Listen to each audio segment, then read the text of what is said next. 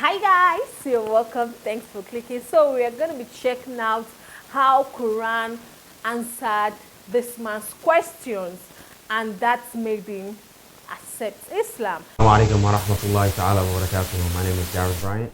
My journey to Islam in general began at the age of 13, in which I was very heavily, deeply struggling with how I fit, like basically in the universe. And I grew up as a Christian, and as a Christian, I was taught that Jesus possessed divinity, he was the Son of Allah, and I never believed that, and that's something that never intellectually sat right with me, and it's something that I never believed in my heart.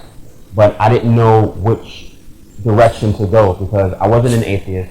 The more I was taught that Jesus possessed divinity, the more I began to disbelieve in it because I was a Bible student, I was a church community member, and I would study pretty in-depthly, referring to my Bible studies about teachings in the Torah and the Bible and what have you. But every time it came up to the point of Jesus possessing divinity, something that I always had a problem with. And whenever I would go to speak with people about the authenticity of the quote-unquote divinity of Jesus, peace be upon him, they never gave me answers that were suitable or sustainable or even factual. And it came to the point where I would be so inquisitive about asking about the validity of the divinity of Jesus that when I didn't go to church or when I didn't go to Bible study, people were actually happy. It's like, for them it was like a sigh of relief because I was the foremost questioner of this particular theology. And the more I received answers that I knew weren't intellectually favorable, that drove me further and further away from Christianity, to the point where I decided to just disavow myself for Christianity in general.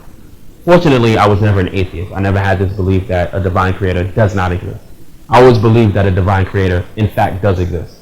It's just that I didn't know how to worship him properly. Fortunately, I was never an atheist. I never had this belief that a divine creator does not exist. I always had the belief that a divine creator, in fact, does exist. It's just that I didn't know how to worship the divine creator properly. So I began to read certain types of material from different sources about different religions, and everything seemed to have something missing until I reached upon seeking information about Islam.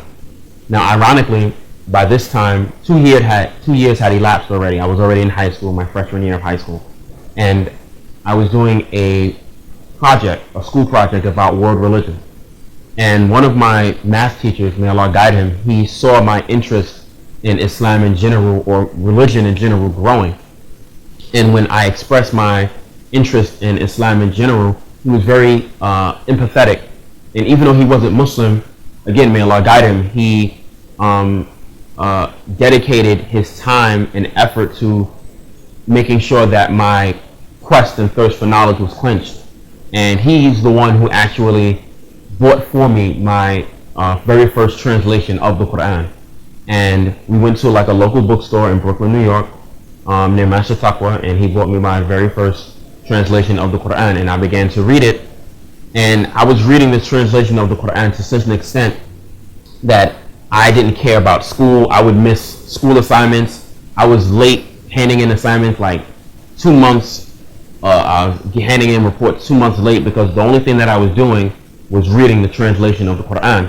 And I was so mesmerized and engaged and drawn to what was being mentioned rather in the Quran, even in the English language, because at that time I knew no knowledge of the Arabic language other than the fact that it was a language. So even in the English, and this is a testimony to the guidance of Allah, because the guidance of Allah transcends all languages, it transcends all cultures, all ethnicities, all peoples, all time. And in light of that, and because of that, I was drawn more to the Quran and to Islam in general, because when I would read passages in the Quran about existence, about the purpose of existence, about creation, about Allah's nature, these are questions that I was thinking about, and as soon as I was about to think about the question, I already got the answer, just from reading the translation. And I would say to myself, wow, I was just about to ask about this, or I was just about to ask about that. And the more this happened, the more I was drawn towards Islam in general. So at the age of 15, by the grace and mercy of Allah, I became Muslim, and 15 years later, I've been Muslim ever since. But being Muslim definitely is not without challenges. And fortunately, Allah had given me the honor to become Muslim in a pre-9/11 world, because in a post-9/11 world, there's a lot more obstacles for people who become Muslim. And I definitely respect and honor and applaud those who choose to become Muslim in a post-9/11 world, because it's that more challenging. And I've heard horror stories from my fellow reverts, from people who become Muslim, who their parents are like adamant, their families are adamant, and they say ridiculous questions to them like, how can you join a religion of terror? How can you join a religion of violence? And to be honest, only Allah knows whether or not someone like me would have had the fortitude to deal with those type of challenges becoming Muslim in a post 9/11 world. As a Muslim growing up in high school, I was like a typical youth basically. I wanted to fit in, I wanted to be popular, so I was willing to do anything and everything to fulfill that. And unfortunately that caused me to be very irreligious at that point in high school. And then there was a point where after high school, I began to become more religious. And what ended up happening is that in my yearning and quest to become more religious, I began to become very radical and unyielding and merciless to people. And that had a very negative impression on not only people who knew me before I became Muslim, but people who knew me while I was irreligious, and also people I had begun to encounter or engage. And this placed a very negative taste in their mouths about me personally as a Muslim and Muslims in general. And there was a point where I really had to stop and reflect as to how I treat people. And I realized that the way I was treating people was very wrong. And I came at a crossroads in my life, as many times in my life, even in high school, I came to a crossroads in my life as to whether I'm going to be Muslim for real or whether I was going to be riding the fence religiously. And the praise for Allah that I made the decision in high school to make sincere steps towards becoming more religious. And likewise, after high school, I I reached another crossroads in my life as to which direction was I going to go. Was I going to become very radical and unyielding and extreme, or whether I was going to make myself more centered? And again, by the grace and mercy of Allah, I decided to take a turn and become more centered. And I've been a better Muslim and a better person for that. And I know people who have done work with Why Islam, and I really, really respect their effort to a great deal. And even like the methods of Why Islam and how they have this hotline and how they're so engaging with people, that's actually encouraged me as a da'i to be more engaging with people and to look for new methods and modalities on how to relate more to people and build more connections with people, because that's really what Dawah is about, making the connections with people. Because just like I spoke about at the Reverse panel here at the ICNA convention, calling people to Islam is not about making people Muslim or converting people or trying to convert people. Because oftentimes as people who are du'at, people who are callers to Islam or Islamic workers, we have this unauthentic notion that we are the ones who are the source of guidance, when in fact it's Allah who's the source of guidance. It's just that we are, or what we hope, and we have hope in Allah so that He makes us facilitators of the guidance. We hope that He uses us to guide people, but we in ourselves are not the source of guidance. Only Allah is the source of guidance. Wow, that was beautiful, guys. I love how it all started.